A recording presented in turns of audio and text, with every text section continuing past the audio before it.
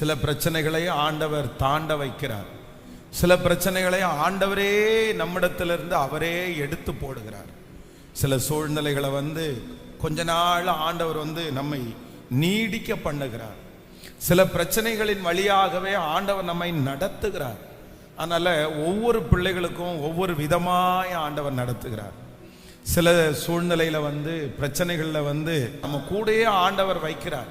அதுல ரிலாக்ஸ் ஆகி அதை ஒரு பெரிய பிரச்சனையா பார்க்காம அதை தம்முடைய வாழ்க்கையில இருக்கிற ஒரு அங்கமாய் பார்க்க பண்ணுகிறதற்கும் கர்த்தர் வல்லவராய் இருக்கிறார். எல்லா பிரச்சனைகளையும் நம்ம அது நம்மளை விட்டு போகணும் அப்படின்னு நம்ம நினைக்க முடியாது. சில பிரச்சனைகளை ஆண்டவரே அதை நம்ம பிரச்சனையாக எடுத்துக்கொள்ள முடியாது.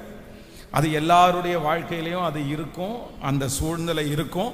அதில் ஆண்டவருடைய பிள்ளைகளை ஆறுதல் அடையணும், அதில் தேர்தல் அடையணும், அதில் தைரியப்படணும். அது நம்ம கூட தான் இருக்கும், ஆனால் அது நம்மை ஒன்றும் செய்யாது. அந்த மாதிரி ஒரு சில சூழ்நிலைகளை ஆண்டவர் நம்முடைய வாழ்க்கையில் நம்ம அனுமதிப்பார்.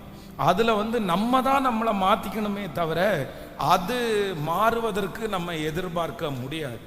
அதைத்தான் சங்கீதக்காரன் சொல்லும்போது, நான் அதனிடத்திற்கு போவேனே அல்லாமல் அது என்னிடத்திற்கு திரும்பி வராது அப்படின்னு சொன்னா, அந்த பிரச்சனையை குறித்த ஒரு அண்டர்ஸ்டாண்டிங் அவருக்கு வந்துருச்சு.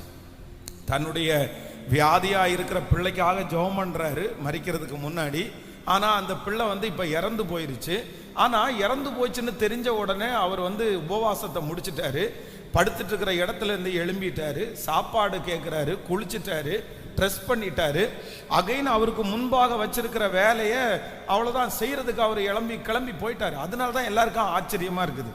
பிள்ளை உயிரோடு இருக்கும்போது உபவாசித்து அழுதீர், பிள்ளை இப்பொழுது மரித்து போயிருக்குன்னு நாங்கள் சொன்ன உடனே நீங்க சாப்பிட்றீங்களே அப்படின்னு கேட்கும்போது தான் சங்கீதக்காரனாகிய தாவீது சொல்றாரு, ரொம்ப அழகா சொல்றாரு, நான் இனி அதனிடத்திற்கு போவேனே அல்லாமல் அது என்னிடத்திற்கு திரும்பி வராது.